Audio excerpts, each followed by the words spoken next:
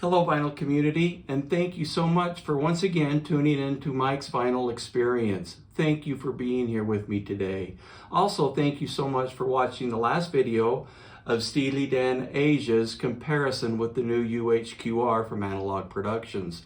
That was such a wonderful opportunity for me to listen to such a great album and compare it to really 4 other pressings that were just remarkable in their own right. What a great opportunity that was. But to decompress from that experience, I pulled out 4 or 5 albums from my collection over this past weekend to listen to and just relax. Listen to some good music and just take a little bit different perspective on music. So the albums that I chose to listen to this weekend were just random albums out of my collection that I haven't really heard for a while. Some of them have really good sound quality, some stellar sound quality.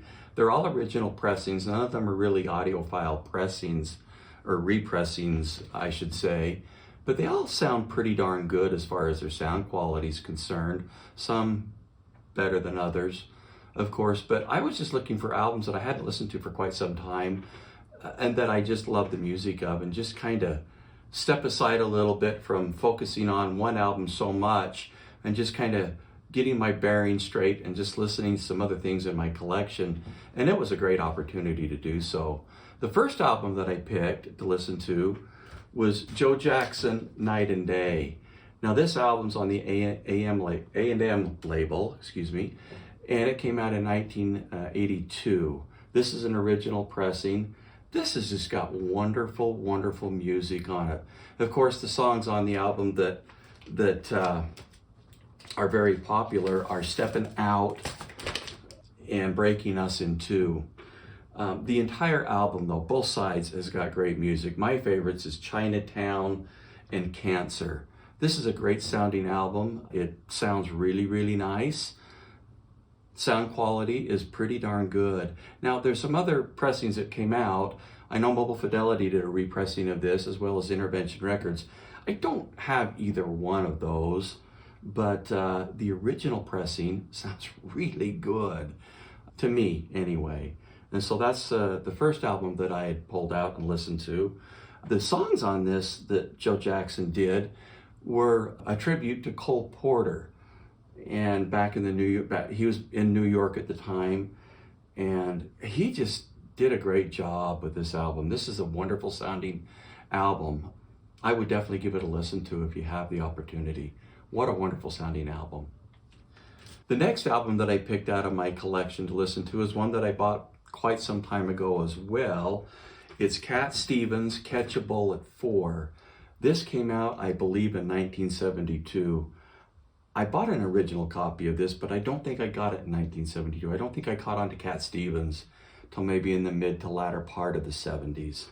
But of all the Cat Stevens albums that I haven't, I think I've got pretty much all of them. This is one of my absolute favorite Cat Stevens albums. There was really no songs on this album that got a lot of radio air time really at all. Sitting, a song on the album, I think it's the first track on side A, was probably the only one that had any commercial success, and it really wasn't that much. The album did receive some critical acclaim, like by Rolling Stone magazine and such, mostly because of just the type of music that it was. The recording on this, the sound quality is phenomenal. This could actually be a demo disc. In fact, I actually have used it when I've kind of been moving speakers around, setting up my system and so forth. On side 2, 18th Avenue and Freezing Still are absolutely killer tracks. Put them on and listen to them if you're kind of analyzing your stereo system, how it sounds. This is a great album to do that with. Not to mention the fact that even both sides of this album, the music is wonderful. It's, like I say, one of my favorite Cat Stevens album, if not the most favorite. Tea for the Tillerman would probably have to be right there as well. But this album is wonderful, and sound quality is nothing short of exceptional. This was a really fun opportunity to sit down and listen to this album all the way through. Cat Stevens' Catch a Bullet 4, great album. The next album that I chose out of my collection to listen to was Daryl Hall and John Oates' Abandoned Luncheonette. Now this, I believe, was their second album that they did, and it was released in, I believe, 1973. And there is a song on here that was popular at the time. She's Gone did see quite a bit of airtime, but not initially when it was released in 1973. They re-released the song She's Gone in 1976, and then it became a hit. But initially, the album didn't do so well when it was initially released in 1973. But the entire album is really good. It's probably my favorite Daryl Hall and John Oates album. Sound quality on this one's actually pretty darn good. It sounds good. I do know Mobile Fidelity did a repress of this, but I don't have that. I hear it's pretty nice, but the original pressing is really good. I am super excited that Analogue Productions is repressing this and remastering this as part of the Atlantic 75 series that they're doing. So I will definitely be purchasing that album. This is a great album and a lot of fun to listen to. Like I say, She's Gone is a great song, but there's other songs on this that are just absolutely wonderful. Certainly worth a listen to for sure. Once again, good sound quality, very nice sounding album, but a really good listen if you're into Daryl Hall and John Oates.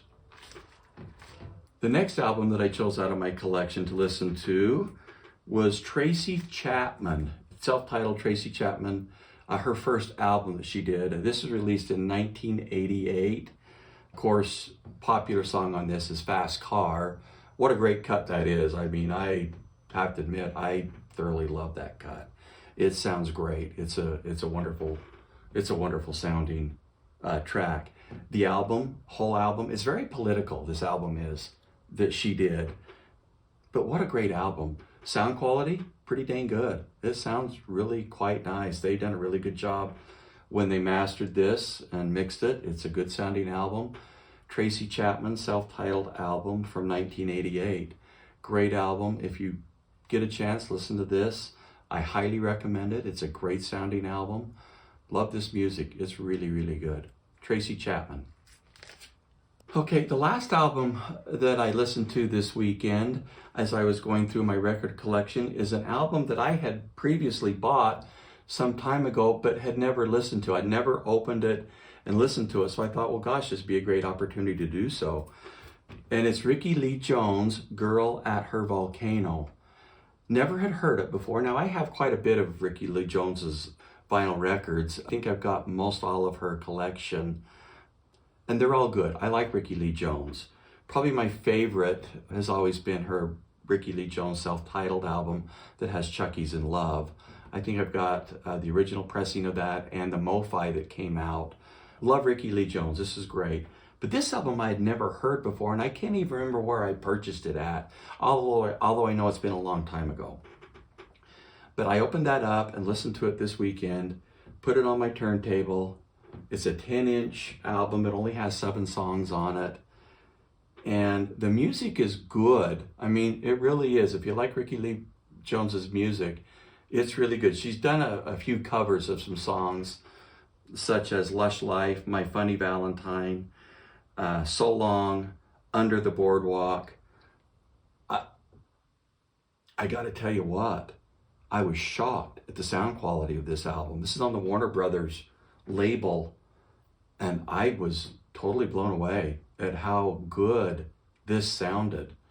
Side 1 is excellent. It's very dynamic. It's got some wonderful songs on it. The recording is stellar. I believe this originally was done digitally. I'll have to check on that to make sure. But this is really, really done well, recorded very, very well. When I turned it over to side B, the first song on that is Under the Boardwalk. I was stunned. Listening to that album, getting towards the middle, maybe even towards the latter part of the song, there is some massive dynamics. Drums come in. I'm not kidding you. This is a demo-worthy album. This is something you could test audio systems with for sure. In particular, speakers to test their capabilities. Bottom end on this is pretty impressive. I mean, I was listening on that second side under the boardwalk, and when those drums come in, I mean, I sit right up in my chair and was literally stunned. What was that? Anyway, listening to the entire second side, and then after it was over, I put it back on under the boardwalk and listened to that cut again. I probably listened to it 2 or 3 different times. If you're looking for something to test your audio system, something that has some pretty dang good dynamics, impressive dynamics, this is one to look at. That I was stunned at how, and maybe it's just because I never heard the album. I'd never heard this before. Like I say, I've had it for I don't know how long, quite a long time, and had never opened it up and listened to it. And I'm sure glad that I did. This is a stellar album. Music is really pretty dang good. It really and truly is good music. Short album, obviously, 7 songs is all on between side A and side B, 10-inch album. But dynamics, wow. Consider this album. This is a great sounding album for sure. I had every intentions of including this on my list. I just received this last week while I was listening to my Steely Dan and doing my Steely Dan evaluation. In fact, I think this came with it. But as I put this on my turntable, this is part of the Atlantic 75 pressings that Analogue Production's doing. Dr. John, In the Right Place. I love this album. This is a great album. But these 2 albums in here, the 45 RPM albums, are warped. And so I've gotten a hold of Acoustic Sounds, and they're going to send out a replacement. But I was really hoping to have this one in there. I'm excited to listen to this and see how it sounds. I'll include this on an upcoming video once I get my replacement copy. Once again, everyone, thank you so much for tuning in and listening to my channel. I appreciate it so much. Thank you so much for your comments. I appreciate the comments that you've made, in particular on the Steely Dan Asia review, UHQR. I learned so much when you put in your thoughts and your comments on the album, or the things that you're hearing, the pressings that you have, whatever it is that we're talking about in the video. Thank you so much for your comments. I appreciate it so very much. Once again, if you like what you see, please go ahead and subscribe. I'm going to try and get these videos out a little bit more quicker than what I've been doing. But thank you so much for tuning in. Please, like I say, please leave comments in the comment section below. Thank you so much, and have a wonderful day.